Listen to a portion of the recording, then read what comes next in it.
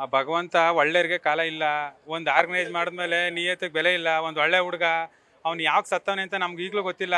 ನನ್ನ ಮಕ್ಕಳು ಇಲ್ಲಿ ಕರೆಕ್ಟಾಗಿ ಆರ್ಗನೈಸ್ ಮಾಡಲಿಲ್ಲ ಅಂತಂದರೆ ಅದನ್ನು ಫಂಕ್ಷನ್ ಮಾಡಬಾರ್ದು. ಯಾವ IPL ಫಸ್ಟು ಬ್ಯಾನ್ ಮಾಡಬೇಕು. ಇಂಥ ಅಮಾಯಕರನ್ನ ಅವ್ನು 24 ವರ್ಷದ ಹುಡುಗ ಮದುವೆ ಮಾಡಬೇಕು ಅಂತ ಓಡಾಡ್ತಾ ಇದ್ದೋ ಅಂಥ ಹುಡುಗನ ತಿನ್ಕೊಬಿಟ್ರು ಬೆಂಗಳೂರಲ್ಲಿ RCB ಯವರು ತಿನ್ಕೊಂಡ್ರು. ನಾವು ಈ ಗೌರ್ಮೆಂಟು ತಿನ್ಕೋತು.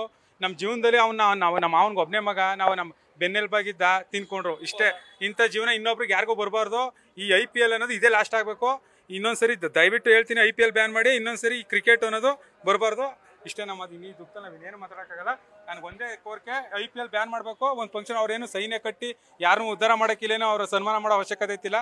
ಈ IPL ಬೆಡ್ಡಿಂಗ್ ದಂಧೆಯಿಂದ ಹಾಳು ಮಾಡಿ ಜೀವನ ಹಾಳು ಮಾಡಿದ್ರು ಒಂದು ಅಷ್ಟೇ. ಜಗದೀಶ್ ಅಂತ ನಮ್ಮ ಅವನ ಮಗ. ಅವನು ಸ್ವಂತ ಅವ್ನು ಸಿವಿಲ್ ಇಂಜಿನಿಯರಿಂಗ್ ಮೈಸೂರಲ್ಲಿ ವರ್ಕ್ ಮಾಡ್ತಾ ಇದ್ದ. ಅವ್ನು ಇವಾಗ ನನಗೆ ಇಲ್ಲಿ ಕಾಲು ತುಣದಲ್ಲಿ ಸತ್ತಿದ್ದಾನೆ. ಯಾವ್ದು ಮಾಡೋದು ನಂಗೆ ಗೊತ್ತಿಲ್ಲ. ಎಲ್ಲ ಅದು ನನ್ಗೆ ಈಗ ಬಂದಿದ್ದೀನಿ.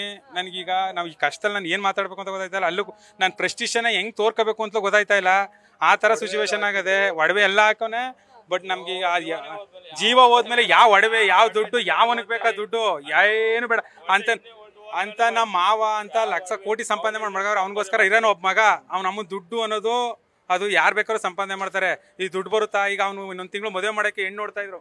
ನಮ್ಮ ಕಷ್ಟ ತೋಡ್ಕೊಳಕ್ಕಾಯ್ತಲ್ಲ. ನಮ್ಮ ಪ್ರೆಸ್ಟಿಷನ್ ಹೆಂಗೆ ತೋಡ್ಬೇಕು ಅಂತ ನಂಗೆ ಗೊತ್ತಾಯ್ತಾ ಇಲ್ಲ. ನಾನು ಇವತ್ತು ಏನು ಮಾಡಬೇಕು ಅಂತ ನನಗೂ ಅರ್ಥ ಆಯ್ತಾ ಇಲ್ಲ. ನಾನು ಕಂಟ್ರೋಲಬಲ್ ಇಲ್ಲ.